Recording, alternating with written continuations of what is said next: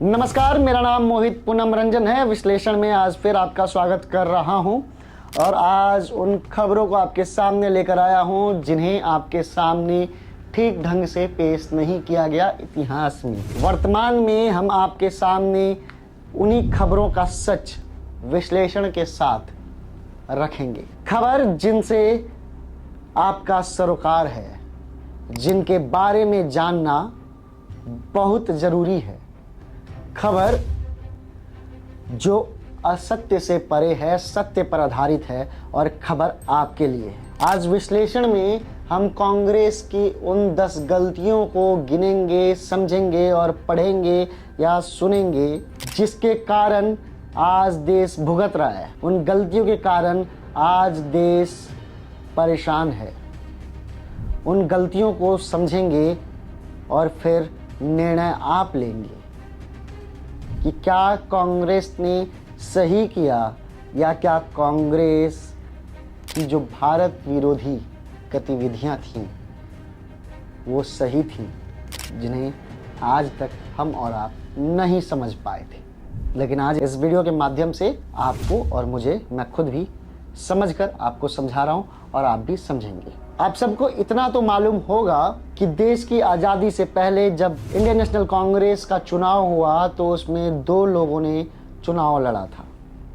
एक थे सुभाष चंद्र बोस और एक था जवाहरलाल नेहरू। जवाहरलाल नेहरू जो देश के प्रधानमंत्री बने बाद में, वो कांग्रेस के अध्यक्ष का पद हार चुके थे और जीतने वाले का नाम था सुभाष चंद्र बोस। लेकिन महात्मा गांधी के दबाव में सुभाष चंद्र बोस को इस्तीफा देना पड़ा और नेहरू को कांग्रेस का अध्यक्ष बनाया गया। वो इंसान जो अपनी पार्टी का अध्यक्ष पद हार जाता है, वो देश का आगे चलकर प्रधानमंत्री बनता है। क्या मोहम्मद अली जिन्ना अगर देश का प्रधानमंत्री बन जाता तो देश का बंटवारा होता? इस सवाल पर विचार करना चाहिए। देश के पहले प्रधानमंत्री बनने के जिद ने देश को 2 भागों में बांट दिया। एक बना मुसलमानों का देश पाकिस्तान और एक देश में सारे धर्म आ गए, भारत। हमें सिखाया गया कि हमें हर धर्म का सम्मान करना चाहिए, तो पाकिस्तान में भी ये समझाना चाहिए था। पाकिस्तान में जो हिंदू बचे उनका धर्म परिवर्तन होने लगा और आज हालात ये है पाकिस्तान का कि सिर्फ पाकिस्तान में 2% हिंदू हैं। खैर, इसके परे हम उन 10 गलतियों के बारे में आज जानेंगे, विचार करेंगे जिसको देश आज भी भुगत रहा है, जिसके कारण देश आज भी परेशान है। पाकिस्तान का कश्मीर पर कब्जा, पाकिस्तान ऑक्यूपाइड कश्मीर। अक्साई चीन देने के बाद चीन को यूएनएससी में परमानेंट सीट ऑफर की गई। अटल बिहारी वाजपेयी ने एक बार कहा था कि मेरा सर गंजा है तो क्या मैं अपना सर काट कर अलग कर दूं। नेहरू जी ने कहा था कि अक्साई चीन जो कभी भारत का था वो बंजर है, उसका भारत में कोई काम नहीं है, अगर वो ले गए तो कोई बात नहीं। क्या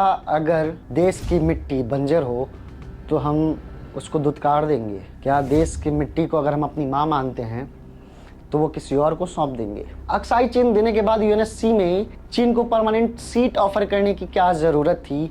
ये बात सोच से परे है। उसके बाद दलाई लामा को भारत में पनाह दी गई, दलाई लामा को भारत में जगह दी गई और चीन से दुश्मनी मोल ली गई। फिर चीन का अटैक, आक्रमण, और ये सब जानते हैं हिंदी चीनी भाई भाई से हिंदी चीनी दुश्मनी का जो जड़ था वो कहाँ से आया। कांग्रेस ने आज तक जितनी गलतियां की हैं, अगर वो गलतियां नहीं होती तो आज भारत में चैन व अमन होता, सुकून होता, हिंदू मुस्लिम सच में भाई भाई होते, दुश्मनी किसी के दिल में नहीं होती, सिर्फ चेहरे से नहीं अंतरात्मा से भी एक दूसरे को भाई मानते। लेकिन ऐसा कांग्रेस ने नहीं होने दिया। आगे चलकर मैं आपको बता दूं, चीन जब तिब्बत पर कब्जा कर रहा था तब नेहरू जी ने आंखें बंद कर ली थी। उसी पर अटल बिहारी वाजपेयी ने कहा था कि भैया मेरा गंजा सर है, इस पर अब बाल नहीं आते हैं, तो क्या मैं अपना गर्दन काट कर अलग कर दूं? ये नेहरू की दकियानुसी लच्चड़ नीति देश को आज परेशान कर दिया। आज भी वर्तमान समय में देश परेशान है। वक्फ बोर्ड बनाने का जो इनके दिमाग में खुरापात मचा, उसकी ज़रूरत क्या थी? वक्फ बोर्ड जो देश के किसी भी हिस्सा, किसी भी भूभाग, किसी भी मंदिर पर कब्जा कर सकता है, उसकी सुनवाई कहीं नहीं होगी। हालांकि अब ये कानून बदल गया है, उसकी सुनवाई कुछ समय पहले तक कहीं नहीं होती। वक्फ का अपना एक अलग कोर्ट बैठता है जिसमें सिर्फ उसी में वहीं पर सुनवाई हो सकती थी। और ये देखा भी गया है कि वक्फ बोर्ड ने बड़े बड़े भूभागों पर, बड़े बड़े मंदिरों पर, बड़े बड़े गाँव में, बड़े बड़े जगहों पर, एक तो अंबानी के घर पर भी बोल दिया कि भैया ये वक्फ बोर्ड की ज़मीन संपत्ति है।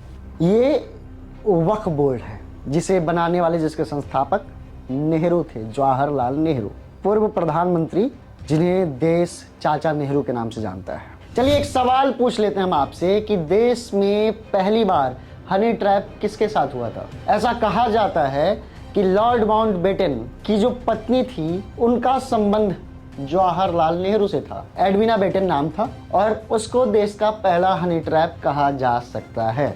एडविना बेटन नेहरू की गर्लफ्रेंड थी और देश के खिलाफ बहुत सारे बने कानूनों में एडविना बेटन और लॉर्ड माउंटबेटन का सहयोग था, सलाह था, जिसे हमेशा जवाहरलाल नेहरू तवज्जो दिया करते थे, या यूं कहें कि उनको देश के कानून के किताबों में लिखकर कानून बना देते थे कि ये अब देश का कानून है। ऐसे बहुत सारे कानून लॉर्ड माउंटबेटन की सलाह पर बनाई गई, क्योंकि लॉर्ड माउंटबेटन की पत्नी एडविना बेटन कहा जाता है नेहरू की महिला मित्र यानी गर्लफ्रेंड थी।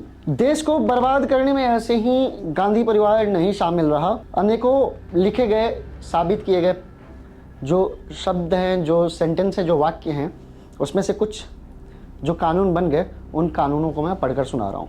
कांग्रेसियों ने ही बार बार हिंदुओं का अपमान किया है, कभी राम को नकार कर, कभी कृष्ण को नकार कर, कभी इन लोगों को एलियन बताकर। हिंदू कोड बिल 1956, जिसमें सिर्फ हिंदू संविधान को मानेंगे, और जो और धर्म के लोग हैं जैसे मुसलमान हैं, मुस्लिम बोर्ड बनाया गया, मुस्लिम लॉ एक अलग बोर्ड बनाया गया, मुस्लिमों के लिए अलग लॉ बोर्ड, हिंदुओं के लिए अलग लॉ बोर्ड, सिर्फ इसलिए कि मुसलमान खुश होकर इन्हें वोट करते रहे। ये देश हमेशा से हिंदुओं का था, आप मानो या ना मानो। सनातन हजारों करोड़ों साल पुराना धर्म है, और सनातन कोई धर्म नहीं है। सनातन एक सोच है जिसको फॉलो करते रहे। आज वर्तमान में भी सनातनी है। हिंदू एक नाम दिया गया, वेदों में भी हिंदुओं का नाम है, हिंदू शब्द का नाम है, उसके बारे में कभी और विचार कर लेंगे। लेकिन जो देश हिंदुओं का था, जो देश सनातनी है, उस देश को के हिंदुओं को दबाकर मुसलमानों को खुश करके आप क्या लाना चाहते थे, क्या पाना चाहते थे? आपको जानना जरूरी है कि जवाहरलाल नेहरू के बाद इंदिरा गांधी हुई या जो भी, ये कोई गांधी के परिवार से बिलोंग नहीं करते कि गांधी के परिवार के हैं। अगर जवाहरलाल नेहरू के बाद इंदिरा गांधी को जगह देखा जाए तो इंदिरा गांधी नाम था। इंदिरा गांधी को हिंदी में इंदिरा गांधी करके इंदिरा गांधी और फिर गांधी परिवार बना दिया गया। गांधी क्रिश्चियनिटी से लिया गया एक शब्द है। आज हमें भरमाया गया, बेवकूफ़ बनाया गया कि भारत सिर्फ एक धर्म का नहीं है, इसमें हर धर्म के लोग रह सकते हैं। तो पाकिस्तान में भी यही होना चाहिए था। दुनिया भर में कई मुस्लिम देश हैं, एक हिंदू देश नेपाल था, उसको भी अब अलग धर्म आकर और धर्म आकर वहाँ पर भी कब्जा कर लिए, लेकिन पूरी दुनिया में एक भी हिंदू देश नहीं है। ऐसा क्यों? आज के लिए बस इतना ही। निर्णय आपका होगा, सोचेंगे आप, बताएंगे आप, सही और गलत का फ़र्क बताएंगे आप।